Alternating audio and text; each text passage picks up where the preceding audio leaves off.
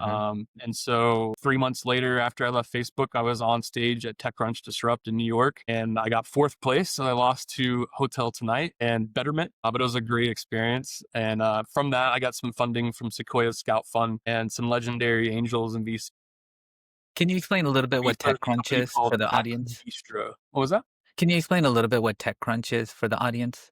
Oh, yeah, sure. So TechCrunch is like the New York Times or the Washington Post of tech news for our industry. It is the place where you want to get your startup or VC venture firm highlighted because it's for many it's a bucket list item to be in TechCrunch for your startup. So And then they so, do a conference once a year called TechCrunch Disrupt, where they invite a lot of thousands of startups apply to pitch their startup on stage in front of a room of about 3,000 people, and live streamed in front of about 20 to 30,000, depending on the year. And the idea is that you want to keep pitching in this battleground all the way to the top and be the winner and receive, I think it's like $100,000 check from TechCrunch or something like that. I can't remember exactly what the prize is. And then, there's been a lot of really great startups that have come out of that and went on the IPO. Yext out of New York City is an example. And so, yeah, it was a really great experience, man. It was a once in a lifetime opportunity. My co-founder and I, Nolan Mitchell, he's now a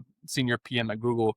He had just left Zappos, and so we had this idea of like, man, there's got to be an app store for Facebook. This yeah. doesn't exist anywhere. Like to build, and so we went out and built this app store for Facebook called App Bistro, and we ended up, like I said, raising money and got to about 30,000 a month in MRR, which is monthly recurring revenue, and went out to go raise our Series A. And man, there's so much I want to tell, and I don't know how much I can say without getting in trouble. Basically, we met with a VC, a really prestigious VC that was also an investor in a company in India called InMobi. Okay. And they basically said, like, look, we think you should talk to InMobi. We think there's a good opportunity here for some synergies, for lack of a better word. And they ended up, kind of merging the two companies at the right time, at the right place. And I ended up, merging my company with a unicorn in India. Yeah, it was a wild experience. I ended up doing Whoa. 14 trips to India in 2 years to integrate my team and my software into this unicorn that is actually about to IPO finally now. Congrats to all the InMobi folks Well, out heck there. yeah. Congrats.